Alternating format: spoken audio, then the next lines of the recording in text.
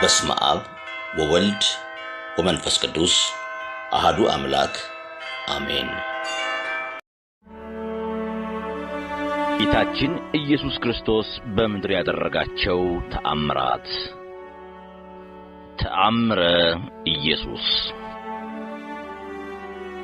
አዳም በሲኦል ተጥሎ በእግረ ዲያብሎስ ይቀጠቀጣል። ሞት በአዳም እንደመጣ ሁሉ ሞት የገዛቸው አዳምና ልጆቹ በገሃነም እሳት ይጣላሉ። በሲኦል ያሉ ነፍሳት ወደ ሰማይ አሻግረው ተስፋ የተደረገላቸውን ቀናት ይናፍቃሉ። ሕገ እግዚአብሔርን በጣሰው በአዳም በደል የሰው ልጆች የወጡባት ገነት በእሳታዊ መልአክ በብርሃን ሰይፍ ትጠበቃለች። ብዙ ነቢያት እየተነሱ አለፉ። ነገር ግን አንዳቸውም አዳምና ልጆቹን ከሲኦል ባርነት ነፃ ሊያወጧቸው አልቻሉም። ከልጅ ልጅ ተወልጄ አድንሃለሁ የሚለው የተስፋ ቃል ሲቀርብ የአምላካችን የምሕረት ዓይኖች ወደ ምድር ተመለከቱ። ፍጥረታት ሳይፈጠሩ አዳም ሳይበድል ለእናትነት የተመረጠች እመቤት ከሐናና ከኢያቄም አብራክ ተገኘች። የአዳም ኃጢአት በዘር ያልተላለፈባት ንጽሕት እመቤት ለአምላክ ማደሪያነት በዚህ ምድር ተወለደች። 3 ዓመት በእናትና በአባቷ ቤት 12 ዓመት በቤተ መቅደስ አደገች። መላእክት የዕለት ምግቧን እያመጡላት ከሰማይ ሰማያዊ ዝማሬ ከምድር የካህናቱን ዝማሬ እያዳመጠች እናታችን ቅድስት ድንግል ማርያም አደገች። በአይሁድ ላይ ያደረ ሰይጣን ቤተ መቅደሳችንን ታሳድፋለች በሚል ምክንያት ከቤተ መቅደስ አስወጧት። በካህኑ ዘካርያስ ጸሎትና ልመና አረጋዊ ዮሴፍ እመቤታችንን እንዲጠብቃት ተመረጠ። የመዳን ቀን ደረሰ። እግዚአብሔር ከላይ ከአርያም ሆኖ ምድርን ጎበኛት።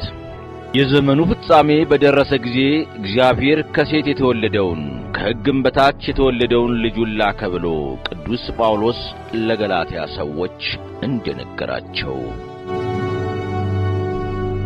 በስድስተኛው ወር ቅዱስ ገብርኤል መልአክ በእግዚአብሔር ፊት ጸጋን ወዳገኘችው ወደ ድንግል ማርያም ተላከ። የምሥራቹን ሊናገር አምላክ ወደ ምድር መጥቶ ሰው ሆኖ የሰው ልጅ ለማዳን ንጽሕናዋን ወዶ ወደ መረጣት ሊያበስራት መጣ። ጸጋን የተመላሽ ሆይ ደስ ይበልሽ አላት። እነሆ ትጸንሻለሽ፣ ወንድ ልጅም ትወልጃለሽ፣ ስሙንም ኢየሱስ ትዪዋለሽ። በክርስቶስ በቤተልሔም መወለድ ምክንያት የጥሉ ግድግዳ ፈረሰ። ሰውና መላእክት በአንድነት ዘመሩ። ስብሐት ለእግዚአብሔር በሰማያት፣ ለእግዚአብሔር በሰማይ ምስጋና ይሁን፣ ወሰላም በምድር ስምረቱ ለሰብ፣ ለሰውም በጎ ፈቃድ እያሉ ጌታችን መድኃኒታችን ኢየሱስ ክርስቶስ ከድንግል ማርያም በተወለደ ጊዜ በቤተልሔም ዘመሩ። ሰማይ ዙፋኔ ናት፣ ምድርም የእግሬ መረገጫ ያለ አምላክ ለእናትነት በመረጣት ንጽሕት እመቤት አማካኝነት በጠባብ ደረት በአጭር ቁመት ተወሰነ። በቤተልሔም በከብቶች በረት ተወለደ። በጨርቅ ተጠቀለለ፣ በበረት ተጣለ። ከብት ጠባቂዎች አዩት፣ መላእክት አመሰገኑት፣ 7 ሰገል ሰገዱለት። እናታችን ቅድስት ድንግል ማርያም ከመጥነሷ በፊት መልአከ እግዚአብሔር እንደነገራት ስሙን ኢየሱስ ብላ ሰየመችው። በጨለማ የሄደ ሕዝብ ታላቅ ብርሃንን አየ። በሞት ጥላ ስር ለኖሩ ብርሃን ወጣላቸው። እግዚአብሔር ለሰው ልጆች ሁሉ ያዘጋጀውን ማዳን ሳይ እንዳይሞት ትንቢት የተነገረለት አረጋዊው ስምዖን በኢየሩሳሌም ይኖር ነበር። ስምዖን የእስራኤልን መጽናናት ይጠባበቅ ነበር። ጻድቅና ትጉ የእግዚአብሔር መንፈስ በእርሱ ላይ ነበር። ንጉሥ በጥሊሞስ 46ቱን መጻሕፍተ ብሉያት ከዕብራይስጥ ወደ ጽር ቋንቋ ሲያስተረጉም የኢሳይያስ የትንቢት መጽሐፍ ለስምዖን ደረሰው። ስምዖን የኢሳይያስን የትንቢት መጽሐፍ እየተረጎመ ሳለ እነሆ ድንግል ትጸንሳለች ከሚለው ምዕራፍ ደረሰ። እንዴት ድንግል በድንግልና ትወልዳለች ብዬ እተረጉመዋለሁ? ይህንን የአሕዛብ ንጉሥ የእስራኤልስ መንግሥት ይቀበሉኛልን ብሎ ፈርቶ ሴት ትጸንሳለች ብሎ ተረጎመው። እንቅልፍ መጥቶበት ተኛ። ቢነቃ ሴት የሚለው ተፍቆ ድንግል ተብሎ ተጽፎ አገኘው። ድንግል የሚለውን ፍቆ ሴት ብሎ ጻፈው። ዳግም እንቅልፍ መጥቶበት ተኛ። ቢነቃ ሴት ተብሎ የተጻፈው ድንግል ተብሎ ተጽፎ አገኘው። ሦስቴም ይህ ሁኔታ ቀጠለ። በሦስተኛው ከእንቅልፉ ነቅቶ እፍቃለሁ ሲል እግዚአብሔር በተዋሕዶ ያከበረውን ወልድን ሳያይ እንዳይሞት መንፈስ ቅዱስ ተገልጾ ተናገረ።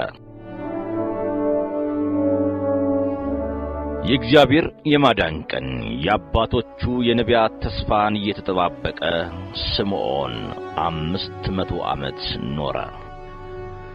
ከእመቤታችን ከቅድስት ድንግል ማርያም ሰው ሆኖ በሥጋ የተገለጸውን እግዚአብሔር ወልድን በኦሪት ሥርዓት መሠረት ወደ ኢየሩሳሌም ወሰዱት። በኢየሩሳሌም የጌታን ቀን የሚጠብቀው አረጋዊው ስምዖን ከአልጋ ተጣብቆ ይኖር ነበር። መንፈስ ቅዱስ አጽንቶና አነሳስቶ ወደ ምኵራብ ወሰደው። ዮሴፍና እመቤታችን ጌታ ወደ ቤተ መቅደስ ባገቡት ጊዜ አረጋዊው ስምዖን ተቀብሎ አቀፈው። ጌታን በማቀፉ ታደሰ። ኃይልና ብርታት የሆነው አንደበቱን ከፍቶ እያመሰገነ ተናገረ። ጌታ ሆይ አሁን እንደ ቃልህ ባሪያህን በሰላም ታሰናብተዋለህ። ዓይኖቼ በሰው ፊት ያዘጋጀውን ማዳንህን አይተዋልና ይህም ለአሕዛብ ሁሉ የሚገልጥ ብርሃን፣ ለሕዝብ ለእስራኤልም ክብር ነው አለው። እናቱ ማርያምን ግን ለጦር የሚከፍል ሐዘን በልብሽ ያድራል አላት። የልጇ የወዳጇ የመስቀል ሞት ለእናቱ ለድንግል ማርያም እንደ ጦር የምትሰማ ሐዘን ናትና።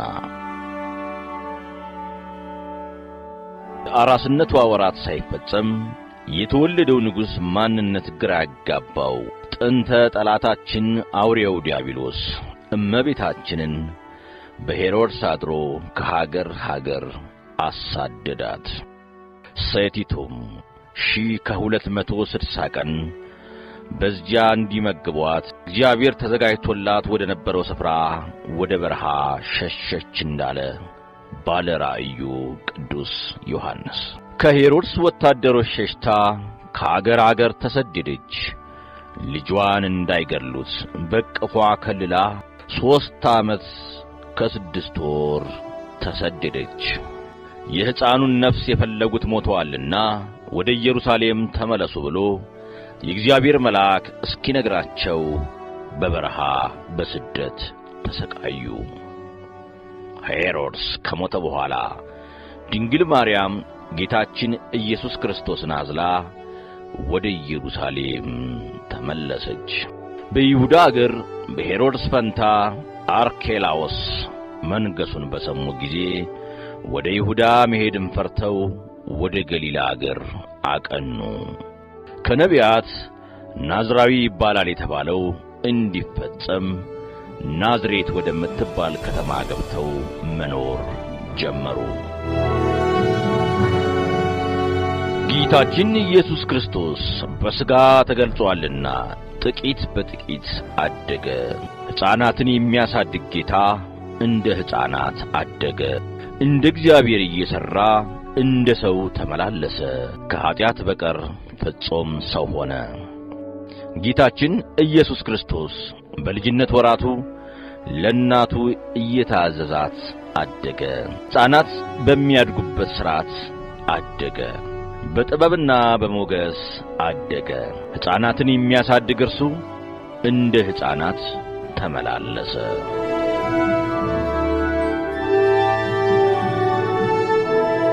ጌታ በልጅነት ወራቱ እጅግ ብዙ ተአምራትን ፈጽሟል። ኢየሱስ ያደረገው ብዙ ሌላ ነገር ደግሞ አለ። ሁሉ በእያንዳንዱ ቢጻፍ ለተጻፉት መጻሕፍት ዓለም ራሱ ባልበቃቸው ይመስለኛል እንዳለ ወንጌላዊው ቅዱስ ዮሐንስ። ጌታችን መድኃኒታችን ኢየሱስ ክርስቶስ የ5 ዓመት ልጅ በነበረ ጊዜ ወንዝ ወርዶ ይጫወት ነበር። በልዩ ጥበብና ዕውቀት ውሃውን እያፈሰሰ አሸዋውን እያጣራ ደቃቁን አፈር በጉድጓድ ውስጥ እያስቀመጠ ይጫወታል። የላመውን ደቃቅ አፈር ጭቃ አድርጎ 12 የወፍ ቅርጽ ሠራ። ይህን እያደረገ የሚጫወትበት ቀን ዕለተ ሰንበት ነበር። አብረው የሚጫወቱ ሕፃናት አብረውት ነበሩ። አንድ አይሁዳዊ ጌታ የሚሠራውን አይቶ ወደ ዮሴፍ ሄዶ ሕፃኑ ኢየሱስ በሰንበት መደረግ የማይገባውን ጭቃውን እያቦካ 12 የወፍ ምስል ሠራ ብሎ ጌታን ከሰሰው። አረጋዊ ዮሴፍ ይህን ስሞታ ሰምቶ ወደ ጌታ ኢየሱስ ክርስቶስ ሄደ። በሰንበት ይህን ለምን አደረግህ ብሎ ተናገረው። ጌታም እጆቹን አጨበጨበና እፍ አለባቸው። ከአፈር ባበጃጀው በአዳም ላይ የሕይወት እስትንፋስ ነፍ ያለ ጌታ ጭቃ አብኩቶ በሠራቸው የወፍ ምስል ላይ እፍ አለባቸውና ከዚህ ሂዱ፣ ሰው ከሌለበት ከዚያ ስፍራ ብረሩ አላቸው። እነዚያ በጭቃ የተሠሩ ወፎች የእግዚአብሔር ልጅ የተመሰገነ ነው እያሉ በረሩ። ከእርሱ ጋር የሚጫወቱ ሕፃናት እንደርሱ ጭቃ ለውሰው የወፍ ምስል ሠሩ።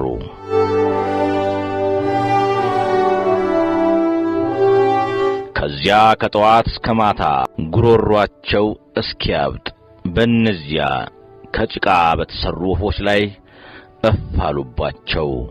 አንዳቸውም አልበረሩም። እባክህ ፈጽሞ እንዲንቀሳቀሱ ማድረግ አልተቻለንምና ምን እናድርግባቸው?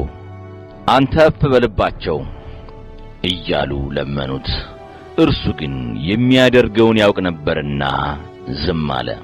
አንድ ሕፃን ግን ጭቃውን እፍ በማለቴ አእዋፍ የሆኑ ዘንድ እባክህ ሥልጣን ስጠኝ እያለ አብዝቶ ለመነው። ሕፃኑ ኢየሱስም ሂድና የድንግል ማርያም ልጅ ተነስታችሁ ብረሩ ብሏችኋል ብለህ እፍ በልባቸው አለው። እንደ ተባለው ብሎ እፍ አለባቸው። አእዋፍ ሆነው በረሩ። ዳግም ግን በጭቃ ለውሶ እፍ ቢልባቸው አልበረሩም። ይህ ሕፃን ድጋሚ እንዳልበረሩለት ሲያውቅ ወደ ጌታ እያለቀሰ ተመለሰ። ነገር ግን እርሱ ተሰውሮ ነበርና አላገኙትም። የሕፃናቱ ወላጆች ለአካባቢው ሰዎች ነገሩ። አስደንጋጭና አስፈሪ ሆነባቸው። በልጅነት ወራቱ እንደ ልጆች እየተጫወተ እንደ አምላክነቱ ተአምራት እየሠራ አደገ። በሌላ ጊዜ ጌታችን ኢየሱስ ክርስቶስ በሕፃንነት ወራቱ ከሕፃናት ጋር ሲጫወት አንድ ሕፃን ሲሮጥ የጌታን ልብ መታው። ጌታም ያንን ልጅ ሕይወት ተቋረጠች አለው። በዚያ ጊዜ ያ ልጅ ወደቀና ሞተ።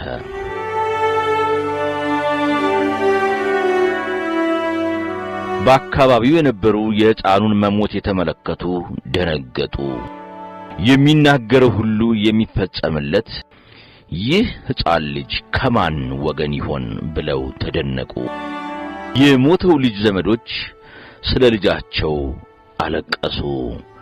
ወደ አረጋዊው ዮሴፍና ወደ እመቤታችን ሄደው ይህ ልጅ ከእናንተ ጋር እያለ እናንተ ከእኛ ጋር መኖር አትችሉም፣ ከዚህ ሂዱልን አሏቸው። አንድ ጊዜ ጌታ በልጅነቱ ወራት እንደ ሕፃናት በሰገነት ሆኖ ከልጆች ጋር ይጫወታል። ሕፃናቱ ተሰባስበው እንዳሉ ከሕፃናቱ መሃል አንድ ሕፃን ከሰገነቱ ላይ ወደቀና ሞተ። የዚያም ሕፃን ልጅ ስም ዜኑ ይባላል።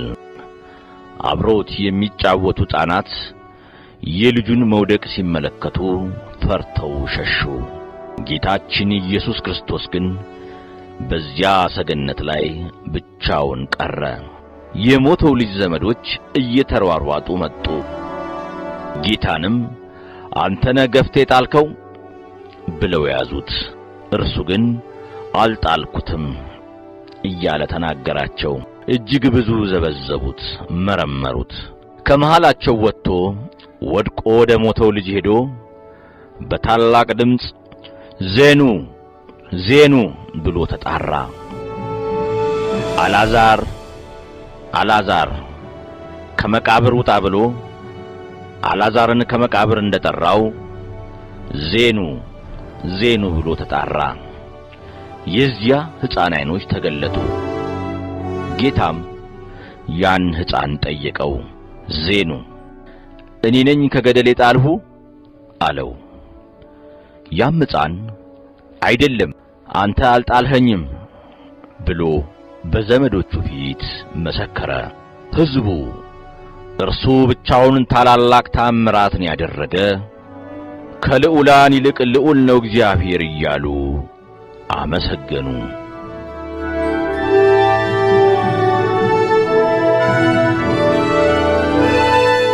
ጌታ የ7 ዓመት ልጅ ሳለ እናቱ ቅድስት ድንግል ማርያም ውሃ ይቀዳላት ዘንድ ላከችው።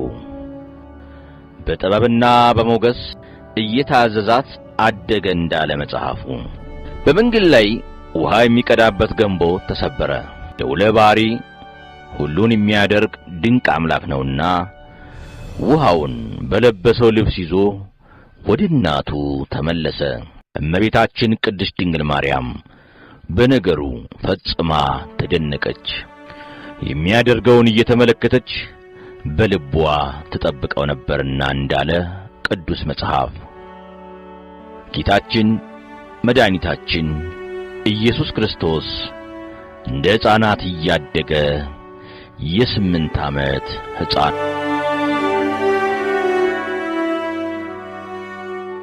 በ8ኛው ዓመቱ አረጋዊ ዮሴፍ ይህ ሕፃን መጻሕፍትን መማር አለበት ብሎ ከመምህር ዘንድ ወሰደው። ሕፃኑ ኢየሱስ ክርስቶስ ትምህርት ቤት ገባ። መምህሩ አልፋና ቤታ በል ብሎ ጌታችንን አዘዘው። ጌታችን ኢየሱስ ክርስቶስ ግን እንደ ሕፃናቱ በል የተባለውን አልደገመም። አልፋ ማለት ትርጉሙ ምንድነው? ንገረኝ ብሎ መምህሩን መልሶ ጠየቀው። መምህሩ ፍጹም አዋቂ መሆኑን ስለገባው ደነገጠና ማስተማሩን ተወ።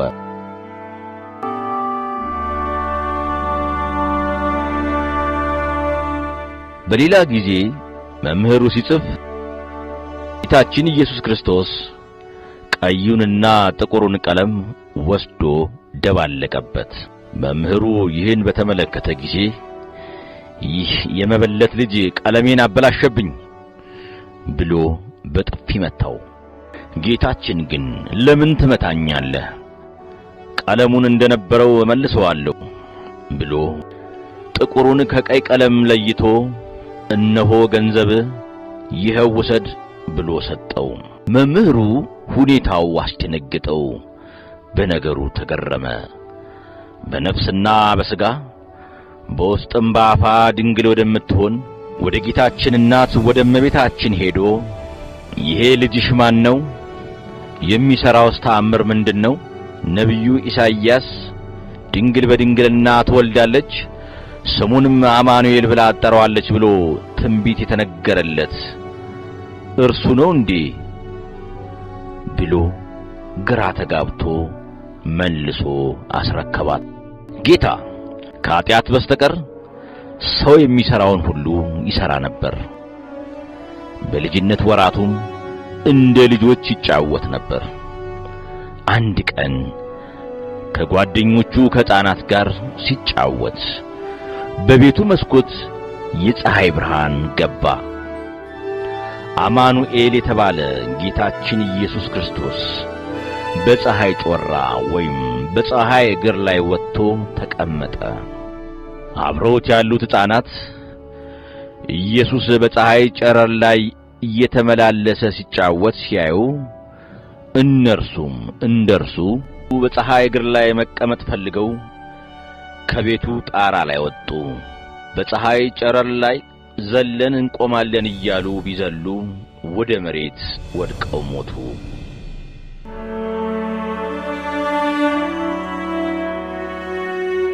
አካባቢው በልቅሶ ታወከ።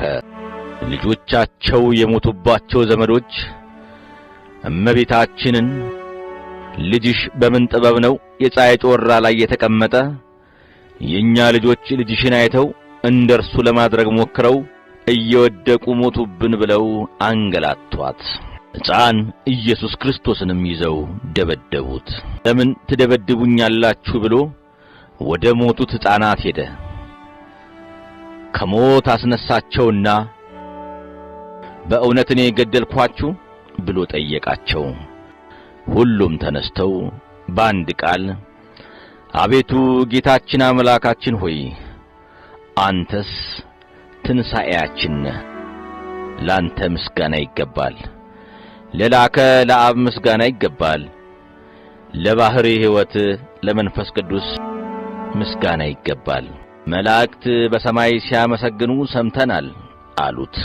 የአካባቢው ሰዎች ግን በነገሩ ተደናገጡ።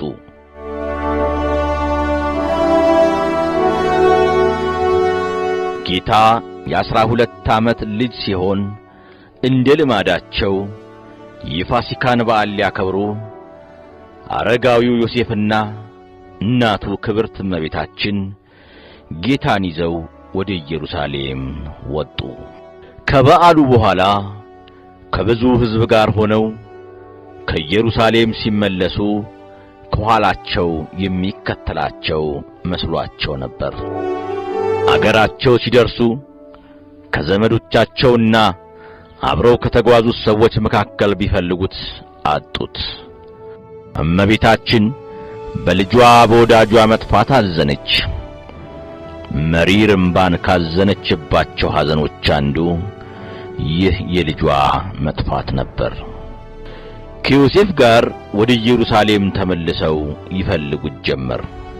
እርሱ ግን በኢየሩሳሌም ከሊቃውንት ጋር በምኵራብ ውስጥ ተቀምጦ ከካህናቱ ጋር እየተከራከረ ከነቢያት መጻሕፍትንና ከኦሪትም እየጠቀሰ የተሰወሩትን ምሳሌያት ሁሉ እያብራራ ያስረዳቸው፣ ሊቃውንቱንም ይጠይቃቸው ነበር።